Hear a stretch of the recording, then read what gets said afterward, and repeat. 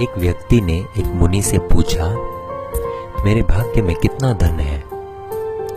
मुनि ने जवाब में कहा, 1 रुपया रोज तुम्हारे भाग्य में है। व्यक्ति बहुत खुश रहने लगा। उसकी जरूरतें 1 रुपये में पूरी हो जाती थी। एक दिन उसके मित्र ने कहा, मैं तुम्हारे सादगी जीवन और खुशी देखकर बहुत प्रभावित हुआ हूँ और अपनी बहन की शादी तुमसे करवाना चाहता हूँ। उस व्यक्ति ने कहा, मेरी कमाई 1 रुपया रोज की है, इसको ध्यान में रखना, इसी में से ही तुम्हारी बहन को गुजारा करना पड़ेगा। मित्र ने कहा, कोई बात नहीं, मुझे रिश्ता मंजूर है।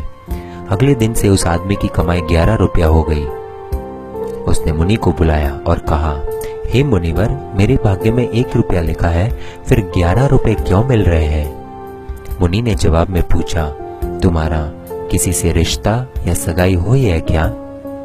उस व्यक्ति ने जवाब में कहा, हाँ हुई है। मुनि ने कहा, तो यह तुमको 10 रुपए उसके भाग्य के मिल रहे हैं, इसको जोड़ना शुरू करो, तुम्हारे विवाह में काम आएंगे।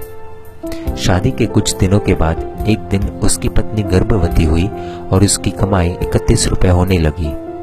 फिर उसने मुनि को बुलाया और कहा, हे मुनिवर, मेरी और मेरी पत्नी के भाग्य के 11 रुपए मिल रहे थे, लेकिन अभी 31 रुपए क्यों मिल रहे हैं?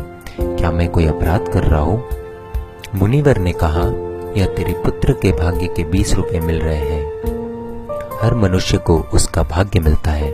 किसके भाग्य से घर में धन दौलत आती है हमको नहीं पता, लेकिन मनुष्य अहंकार करता है कि मैंने बनाया, मैंने कमाया, मेरा है, मैं कमा रहा हूँ, मेरी वजह से हो रहा है। इसलिए हमें कभी अहंकार नहीं करना चाहिए, क्योंकि हमें खुद नहीं पता है कि हम किसके भाग्य का खा रहे हैं।